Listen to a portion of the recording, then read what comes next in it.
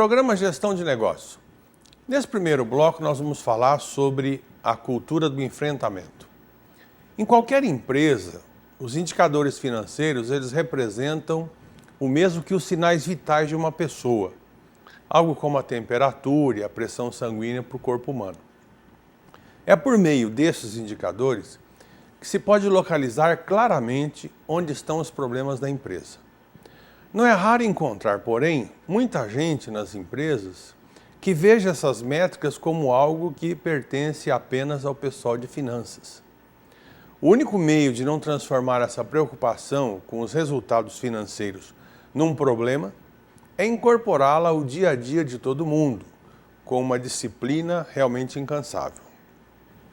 A saída na aplicação do método PDCA, siga em inglês para Plan, Do, Check e Act, quer dizer, planeje, execute, cheque e haja, é um exercício que deve ser repetido em todas as áreas da empresa.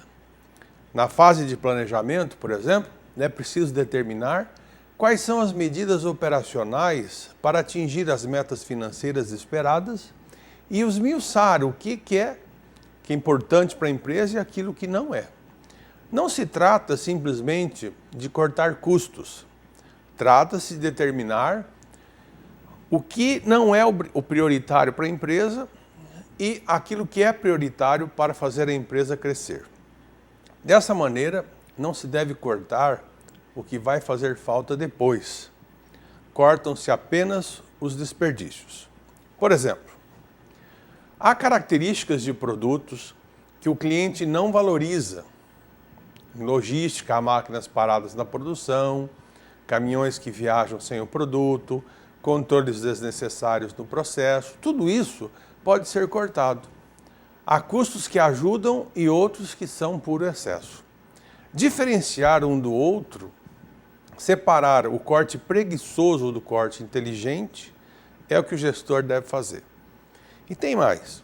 Ao utilizar o método que eu estou propondo, todos fazem os cortes conhecendo a sua razão.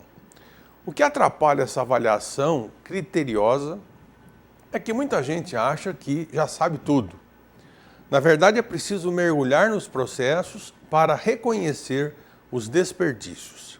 É preciso ser humilde e saber que há sempre algo a ser aprendido.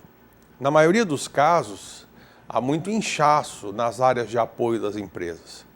As áreas de produção também sempre apresentam ineficiências graves, desperdícios que podem ser evitados. Portanto, cortar sem uma análise prévia pode resultar em prejuízo mais tarde. Na maioria dos casos, falta humildade para reconhecer que nós temos problemas. Falta o que eu chamo de cultura de enfrentamento dos problemas da empresa. Num ambiente assim, as pessoas ficam felizes em descobrir e eliminar as suas próprias deficiências. Se não existe essa cultura de enfrentamento dos problemas, com rituais de cobrança estabelecidos, os excessos acabam passando despercebidos. Eu já descobri em minha vida que o ser humano se acostuma com tudo. Se não houver quem lidere o movimento de questionamento, o que está errado acaba por se tornar normal. Desperdícios reinam por toda parte e temos sempre, ao longo dos anos, que combatê-los. Se as pessoas da sua empresa ainda não têm disciplina financeira, eu recomendo que assimilem isso o mais rapidamente possível.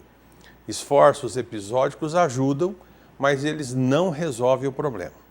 Uma empresa deve dedicar a sua vida continuamente à busca de resultados melhores. Tudo tem de ser questionado o tempo todo para que a sustentabilidade financeira do negócio aconteça.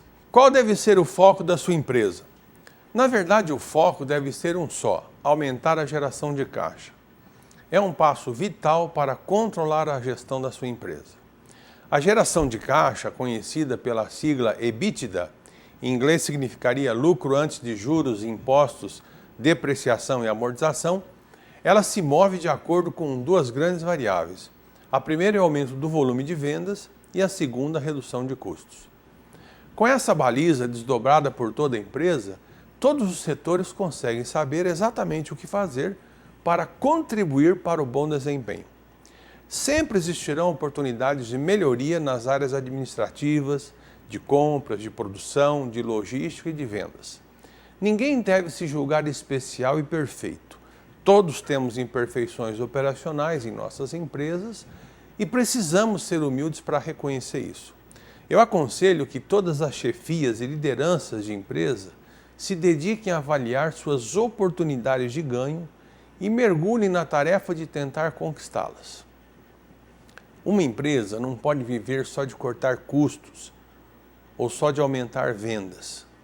Todas as frentes devem ser atacadas simultaneamente.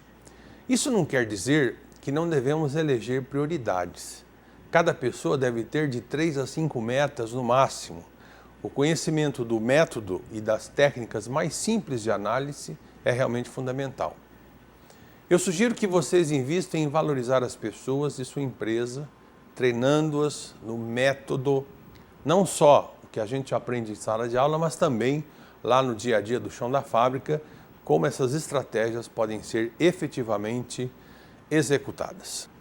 Neste bloco nós vamos tirar dúvidas e a pergunta que nós recebemos hoje é o seguinte: o empresário questiona o que é possível fazer para que os seus funcionários sejam sempre entusiasmados e satisfeitos em cada uma das suas funções. Olha, existe um conjunto de características comuns a empresas que conseguem promover a felicidade no ambiente corporativo. O bem-estar no trabalho depende tanto do funcionário quanto de atitudes da liderança e da forma como a empresa é administrada. A primeira e mais básica característica de uma empresa é que ela precisa conseguir fazer com que a sua equipe seja feliz, e para isso é necessário que ela adote políticas que ofereçam suporte para os seus funcionários. É necessário que a corporação ofereça todos os recursos e ferramentas indispensáveis para que ele consiga executar bem a sua função. Além disso, ela também precisa ter projetos que estimulem o bem-estar pessoal dos funcionários. Aqui entram, por exemplo, medidas como assistência médica, previdência privada, seguros, horário flexível e ações de incentivo à saúde, por exemplo. A empresa também precisa saber retribuir para o funcionário tudo o que ele dedica a ela. Ele tem que acreditar que no momento em que ele precisar, a organização vai estar ali dando-lhe apoio. Outro ponto imprescindível é ter uma distribuição de salários e benefícios que seja vista como justa pela equipe. A remuneração não pode ser pautada em privilégios. Não pode haver apadrinhados na empresa. Funcionários que sabem que a sua empresa tem um futuro consistente também são aqueles mais felizes. Isso é reflexo da forma como a companhia lida com seus fornecedores, como ela se posiciona em relação aos seus valores e, é claro, como ela figura no mercado de ações, no caso de empresas de capital aberto, a sua exposição a esse mercado também acaba passando uma série de sinais que podem deixar os funcionários mais seguros. É preciso saber, tá, que a empresa não vai falir amanhã. Tá? O sentimento de provável crise, né, da empresa é capaz de contaminar todo o clima e baixa radicalmente a motivação da equipe. Isso é um problema que tem que ser evitado a qualquer custo.